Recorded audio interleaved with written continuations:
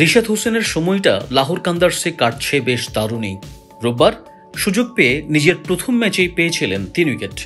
মঙ্গলবার দ্বিতীয় ম্যাচে লাহোর করাচির পিএসএল ক্লাসিকোতে এসেও বাংলাদেশের স্পিনার ধরে রাখলেন সেই সাফল্য। এবার তার ঝুলিতে জমা হলো শান মাসুদ, ইরফান খান এবং আব্বাস আফ্রিদির উইকেট। আর তাতেই পিএসএল এর সাকিব আল হাসান এবং মুস্তাফিজুর রহমানের কীর্তিকেও ছাড়িয়ে গেলেন রিশাদ হোসেন। গতকালের 3 উইকেটের পর পিএসএল এর রিশাদের উইকেট এখন 6টি। বাংলাদেশের বোলারদের মধ্যে পিএসএল এ এক আসরে সবচেয়ে বেশি উইকেটের তালিকাতেও 2025 আসরের রিশাদ হোসেন। 2016-17 মৌসুমে সাকিব আল হাসান পেশোয়ার জালমির হয়ে পেয়েছিলেন 5 উইকেট।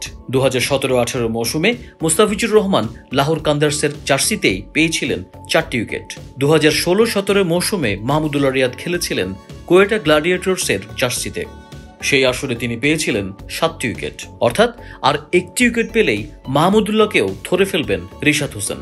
এদিকে 6 উইকেট নিয়ে পিএসএল এ সর্বোচ্চ উইকেটের ফজলে মাহমুদ ক্যাপ এখন রিশাদের দখলে।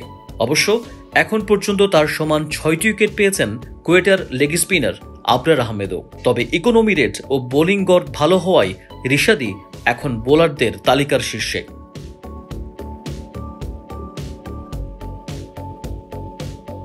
পিএসএল এ রিশাদ হোসেনের পরের ম্যাচ 22 এপ্রিল মুলতান সুলতানসের বিপক্ষে। সব মিলিয়ে এবারের পিএসএল এ কত উইকেট পেয়ে থামেন রিশাদ সেটিই দেখার অপেক্ষায় সবাই। Tajul Islam, N sports.